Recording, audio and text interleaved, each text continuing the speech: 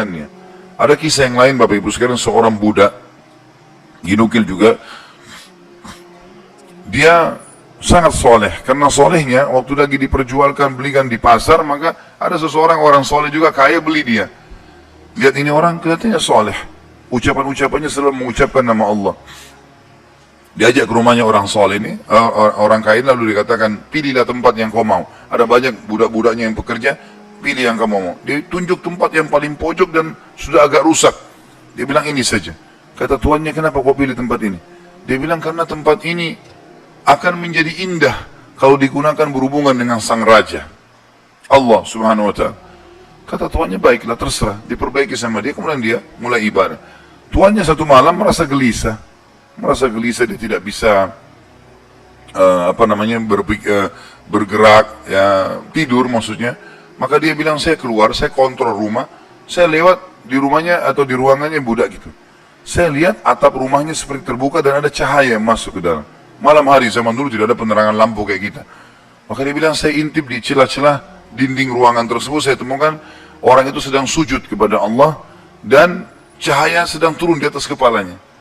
Maka saya dengarkan doanya dari malam sampai pagi, dan selalu dia ucapkan setiap dia minta hajat, lalu dia mengatakan, ya Allah, penutupan doanya, sesungguhnya kalau bukan karena haknya Tuanku sekarang ini yang aku harus berikan, maka aku akan habiskan seluruh umurku ibadah kepadamu. Maka ini orang sampai menjelang subuh baru dia tinggalkan. Setelah didengarkan doa-doa yang indah dari budak ini, kemudian dia pulang ke rumah, ke kamar tidurnya. Istrinya tanya, kemana saja? Dia bilang ceritanya seperti ini. Istrinya awalnya tidak percaya. Dia bilang, baik, besok malam kita sama-sama ke sana. Besok malam diajak istrinya, dilihat terjadi hal yang sama. Cahaya yang terang, orangnya lagi sujud, dia ucapkan kalimat-kalimat doa yang mulia sama. Akhirnya mereka sepakat, suami istri, kita bebasin aja budak ini. Ketuk pintunya menjelang subuh, kami sudah dengarkan doamu semalam, kami bebaskan kamu. Maka dia tiba-tiba mengangkat kepalanya ke langit, mengatakan, ya Allah, kalau seandainya setelah ibadahku yang aku kerjakan kepadamu ini mengganggu hubunganku denganmu, matikanlah aku. Tiba-tiba meninggal orang itu. Tiba-tiba meninggal. Tapi di sini saksi bahasan adalah bagaimana kedekatan seorang budak pun posisinya, dia seseorang yang sangat miskin, susah diperjualbelikan, tapi kedekatannya dengan Allah tidak mengganggu pekerjaannya, dan itu tidak penting bagi Allah subhanahu wa ta'ala. Seseorang harus tahu masalah ini. Kisah yang lain disebutkan, ada seseorang miskin, punya anak sekian, beberapa orang. Ini kisah-kisah salafus saleh dulu. Dia pas mau makan sama istri sama anak-anaknya, ada 4-5 orang anak, mau makan sama-sama, dan cuma ada sedikit makanan, tiba-tiba ada yang ketuk pintu, orang miskin. Dia bilang begitu, mau dihidangkan makanan, mau makan, ada yang ketuk pintu. Saya suruh istri saya dibuka pintu, ternyata ada orang miskin yang minta. Mereka miskin, ada orang miskin lagi minta.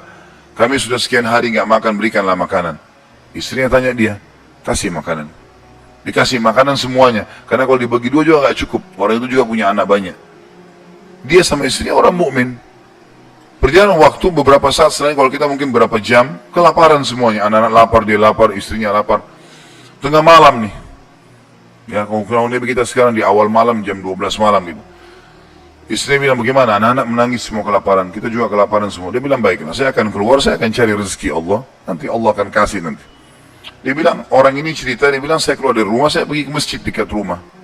Kemudian saya sholat malam, sambil berdoa kepada Allah, dan kalimatnya, saking manjanya sama Allah mengatakan, ya Allah, sesungguhnya engkau tahu, kalau saya dan istri saya dan anak-anak saya kelaparan malam ini. Jadi bahasanya semua dirincikan, minta kepada Allah pada hal-hal yang kecil pun, minta makanan kepada Allah.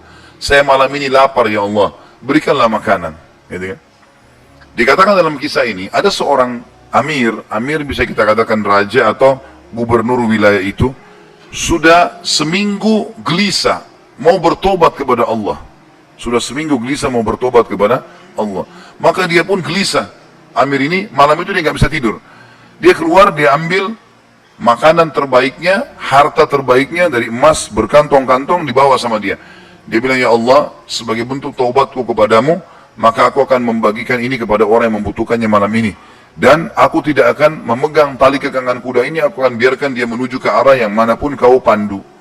Maka kudanya pun jalan, hanya masuk ke dalam masjid yang ada orang susah tadi. Ini kisah nyata. Pada saat masuk dia bilang, Amir ini bilang, saya tidak tahu kenapa kuda saya ke sini, tapi ini rumahnya Allah, pasti ada sesuatu. Dia bilang, saya turun dari kuda, saya masuk, saya temukan orang itu lagi berdoa, dan doanya minta makanan.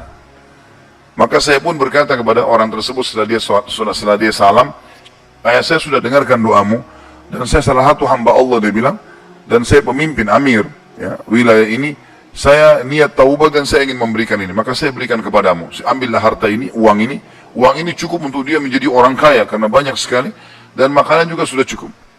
Dan dia bilang, Amir ini bilang, pemimpin ini bilang, kalau seandainya kau butuh apa-apa datang ke istana saya saja. Jawaban orang itu di depan raja tadi, pemimpin wilayah ini, dia bilang, kalaupun saya butuh, saya tidak akan datang kepada anda, tapi saya akan datang kepada Tuhan anda dan Tuhan saya, Allah yang telah membuat anda datang malam ini membawakan makanan. Coba kita bayangkan kalau kita di posisi orang ini, teman-teman sekalian. Kalau misalnya kita lagi punya hajat, kemudian ada satu orang yang kaya datang kepada kita. Kemudian dia menawarkan kepada kita solusi, misalnya kita terlilit utang, atau misalnya kita mau bayar rumah sakit, atau apa saja. Lalu datang orang mengatakan, baiklah saya akan bayarkan. Mungkin pikiran kita pendek sampai di situ. Kita akan mengatakan, baiklah. Apalagi dia bilang, pokoknya butuh apa saja datang ke saya. Ini nomor telepon saya. Saya yakin kita akan lupakan Allah itu.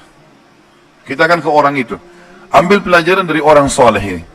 Di depan orang itu dia mengatakan, saya tidak akan datang kepada anda, tapi saya akan datang kepada Allah, Tuhan anda dan Tuhan saya yang telah membuat anda datang membawa makanan malam ini. Jadi justru kalau sudah dapat solusi, jangan malah jauh dari Allah ini. Malah harusnya jadi lebih dekat kepada Allah SWT. Allah mudahkan seorang dokter, resepnya bisa membuat kita sembuh, bukan karena resep dan dokter itu, tapi karena Allah SWT yang ingin itu. Gitu kan? Harusnya kita jadikan sebagai momen untuk lebih dekat lagi kepada Allah. Dan kita mengatakan, ya Allah, sebagaimana engkau mudahkan dokter ini menjadi penyebab aku sembuh, maka mudahkanlah setiap kali aku mengalami sakit misalnya, maka kesembuhan datang dari sisimu, bukan lagi dari dokter atau dari obat itu.